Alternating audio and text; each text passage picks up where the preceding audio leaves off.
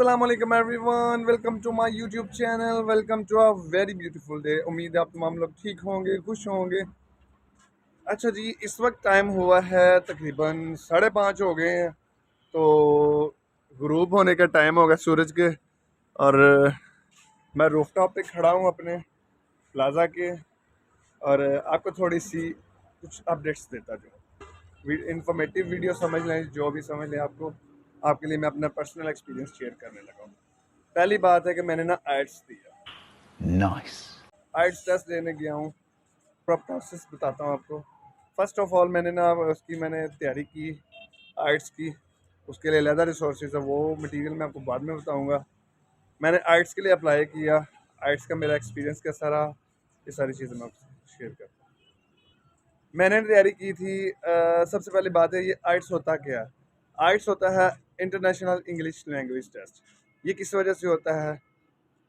ये इस वजह से होता है कि आपका जो कोई फॉरेन कंट्री के लिए आपने वर्क वीज़ा के लिए या आपका एकेडमिक यानी आप स्टडी वीज़ा के लिए आप अप्लाई करना चाह रहे हैं, तो आपके लिए बहुत ज़्यादा हेल्पफुल रहता है।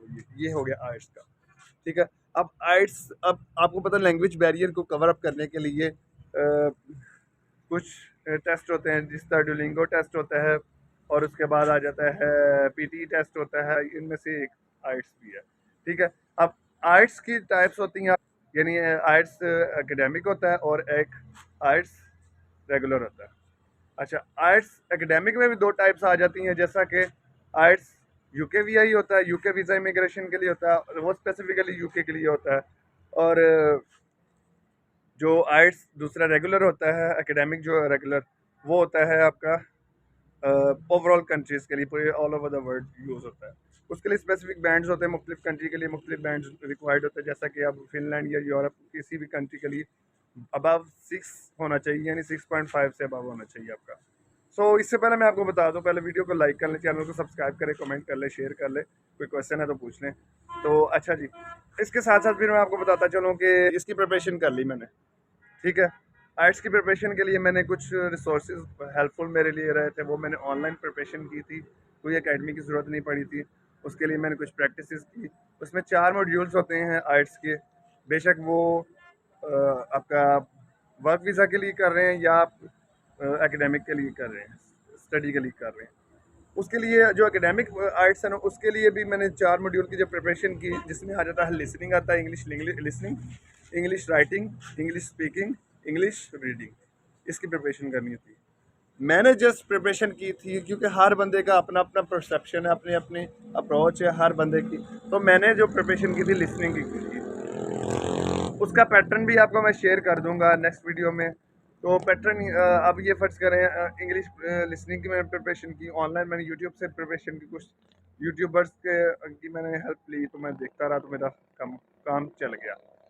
तो जब फिर मैंने सोचा कि यार अब टाइम आ गया है इसके लिए रजिस्ट्रेशन करवाने का, तो मैंने क्या किया, मैंने ना रजिस्ट्रेशन के लिए चला गया लाहौर गुलबर्ग में। एक सेंटर है जो कि आइट्स के एक रजिस्ट्रेशन बॉडी है, जो कि आपको आइट्स का प्लेटफॉर्म देती है और टेस्ट अटैम्प्ट करने के बाद आपको सर्टिफिकेट देती है। तो मैं चला गया लाहौर गुलबर्ग में, AEO ऑफिस है।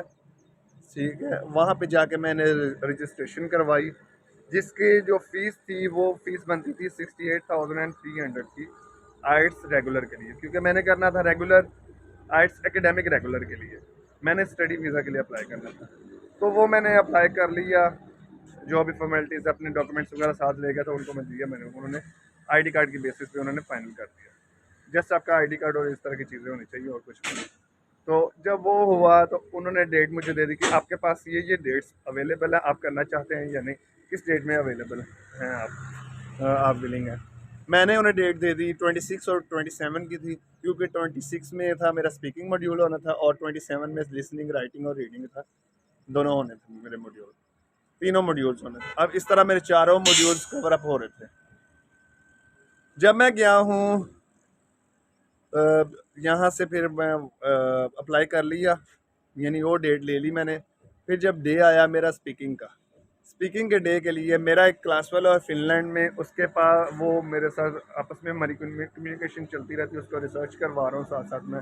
तो उससे मेरी बात हुई, तो मैंने कहा यार ये इस तरह मेरा स्पीकिंग कब आ गया। तो कहते हैं चलें ठीक है, आज प्रैक्टिस करते हैं। चलो ठीक है, आज चेक करते हैं साजिद को कितनी स्पीकिंग में कितने बैंड्स आ जाते हैं, मैं एवेल्यूएट करता हूँ। मैं कहा इट्स अप टू यू, करें करें, मैं तो बहुत विलिंग हूँ इस काम के लिए। तो कहता यार आप ना मैं पैटर्न खोलता हूँ, फिर आपसे मैं पूछता हूँ क्वेश्चन। उसने क्वेश्चंस पूछे, पैटर्न आपको मैं बाद में इसके बारे में भी शेयर करूँगा, क्योंकि इसके लिए अलग वीडियो बनी, लंबी स्टोरी बन जाएगी, तो इसलिए मैं बस सीधा सीधा आपको चीज़ें बता रहा हूँ।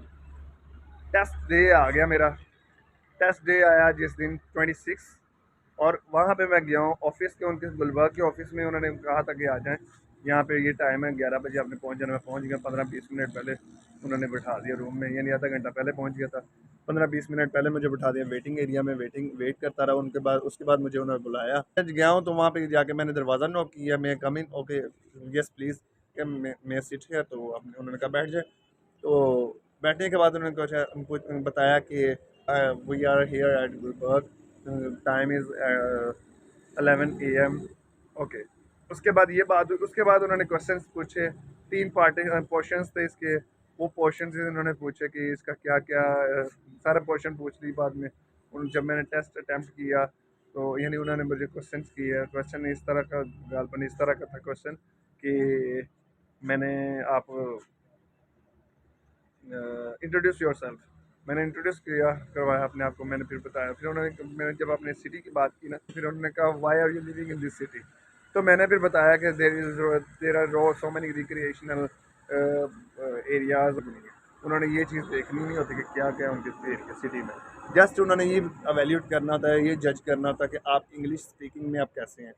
तो ये हुआ। उसके बाद उन्होंने फिर मुझे पूछा कि आप, उन्होंने क्यू कार्ड दिए। क्यू कार्ड वो होता है कि आपने, उन्होंने एक क्वेश्चन स्टेटमेंट बनाई होती है। उन्होंने कहा था कि आप इस पे बोलना है हैव यू, उन्होंने पहले कुछ एक दो चीज़ें पूछी कि which musical instrument do you love, कि कौन से म्यूज़िकल इंस्ट्रूमेंट को आप अच्छा समझते हैं। तो मैंने, क्योंकि मैं तो म्यूज़िकल इंस्ट्रूमेंट से इतनी नो हाउ नहीं है, लेकिन मैंने अपने पास से छोड़ दी। मैंने कहा पियानो। क्यों क्यों वायर पियानो। तो मैंने कहा कि मेरी बेटी खदीजा है, उसके पास छोटी सी पियानो है, और वो उसको उसके साथ खेलती है, और मैं उसके साथ सिंगिंग करता हूँ, ये वो इस तरह की मैंने कुछ स्टोरी बना दी। तो फिर मैंने कर दिया, ओके फाइन। फिर उसके बाद आया, फिर क्यू कार्ड आया, तब आया था। उसके बाद क्यू कार्ड आया। क्यू कार्ड आने के बाद उन्होंने कहा कि आप what do you think about group study. और उसके बाद क्या पूछा कि आप किसके साथ ग्रुप स्टडी करना पसंद करेंगे, और क्यों करेंगे, किस मकसद के लिए करेंगे, कब करेंगे। तो इसके लिए उन्होंने मुझे पेज दिया। मैंने कहा आप इसमें बुलेट्स बना सकते हैं, इसमें हेडिंग्स वगैरह बना सकते हैं ताकि आपकी हेल्प के लिए। तो मैंने कुछ देखा, जब मैं नोट कर रहा था, मैंने ये देखा कि ऑब्जर्व किया, वो मेरे इसमें भी मार्किंग कर रही थी कि इसके पास नॉलेज कितना है। आपकी नॉलेज भी किसी हद तक वो देखा जाता है। स्पीकिंग अपनी जगह ठीक है, आपकी इंग्लिश अपनी जगह ठीक है, लेकिन नॉलेज भी देखते हैं थोड़ा बहुत। जब ये नॉलेज की बात होगी, उसके बाद फिर उन्होंने जब मुझे कहा ना स्टॉप, मैं स्टॉप राइटिंग कर दिया। उसके बाद फिर उन्होंने पूछा, मैंने पूछा मैं स्टार्ट, यस प्लीज़। मैं बोलता गया बोलता गया। फिर उन्होंने कहा ओके थैंक यू। जब उन्होंने कहा ना थैंक यू, तो मैं खड़ा होने लगा। मुझे याद था कि मेरा तीसरा पार्ट भी आना है इसमें, इस मॉड्यूल में। जब मैं तीसरे पार्ट की बात आई होगी, तो मैं ना फिर okay I am going to ask another question, जब उन्होंने कहा, फिर मैं बैठा रहा। फिर मैं थोड़ा सा रिलैक्स हो गया। उसके बाद फिर उन्होंने मुझे एक दो क्वेश्चन और किए। फिर उन्होंने कहा thank you Sajid, wish you best of luck, उस तरह कहा। फिर मैंने कहा थैंक यू, अल्लाह हाफिज़, निकल आए बाय। अगले दिन फिर 27 आ गया। 27 के लिए मैंने, शायद मुझे जहाँ तक मेरा ख्याल, मैंने कोई प्रिपरेशन नहीं की फिर लिसनिंग की, क्योंकि लिसनिंग की अकेले मैंने प्रिपरेशन की थी। तो रीडिंग राइटिंग मैंने कुछ नहीं की थी। वो रीडिंग लिसनिंग के लिए मैं पीसी होटल लाहौर गया हूँ, मॉल रोड पे। वहाँ पे जाके फिर मैं टाइम पे पहुँचा हूँ। जब मेरा टाइम आया, वो बड़ी स्ट्रिक्ट उसकी चेकिंग थी। और जब मुझे वहाँ पे उन्होंने टेस्ट की बारी आई, तो उन्होंने बिठा दिया। टेबल और चेयर रखी हुई थी, तो वहाँ पे सारा मटेरियल, स्टेशनरी वगैरह पड़ी हुई थी। उन्होंने फिर मुझे टेस्ट स्टार्ट किया। उन्होंने कुछ इंस्ट्रक्शंस दी, आधा घंटा घंटा। फिर हेडफोन्स दिए। हेडफोन वो लिसनिंग मॉड्यूल के लिए हेडफोन दिए, फर्स्ट टाइम लिसनिंग मॉड्यूल हुआ था। तो हेडफोन देने के बाद फिर जब 40 क्वेश्चन हुए, तो फिर वाइंड अप किया। फिर उसके बाद वे क्लोज कर लिया, क्योंकि रिकॉर्डिंग चल जाती है ना। रिकॉर्डिंग के बाद फिर उन्होंने मुझसे पूछा कि आप नेक्स्ट जो बारी आई थी रीडिंग की आई थी, रीडिंग मॉड्यूल है, रीडिंग में 40 क्वेश्चन थे, वो मैंने अटैम्प्ट किए। 10-15 मिनट के दरमियान में मार्जिन होता है, ब्रेक होती है आधे घंटे की। उसके बाद थर्ड जो लास्ट जो आई थी वो आया था, राइटिंग मॉड्यूल था। राइटिंग मॉड्यूल में 2 पार्ट्स थे, बस 2 क्वेश्चंस थे। वो उन्होंने पहला क्वेश्चन किया मैंने, फिर दूसरे क्वेश्चन में कंपैरिजन आया था। तो बस इस तरह की चीज़ थी, फिर मैंने ये कर लिया। उसके बाद जब रिज़ल्ट का वेट करता रहा, रिज़ल्ट मेरा आया तकरीबन 12 दिन के बाद आया, 10-12 दिन के बाद रिज़ल्ट आया। रिज़ल्ट के बाद फिर मैं आपके साथ, तो ये मेरा सीन था जो आइट से रिलेटेड। सो अगर आप कोई क्वेश्चन पूछना चाहते हैं तो आपसे मैं ये इसके बारे में पर्सनल एक्सपीरियंस के तौर पे आपसे शेयर करूँगा वीडियो के तौर पे। अगर वीडियो अच्छी लगी है तो लाइक भी कर लें, और इसके अलावा जो मेरे सब्सक्राइबर्स हैं 1K करवा दें। अभी से आपके 813 चल रहे हैं मेरे, तो दैट्स इट। अपना ख्याल रखिएगा, मिलते हैं आपको वेरी नेक्स्ट वीडियो में, इंजॉयबल वीडियो में। स्टे कनेक्टेड, अल्लाह हाफ़िज़।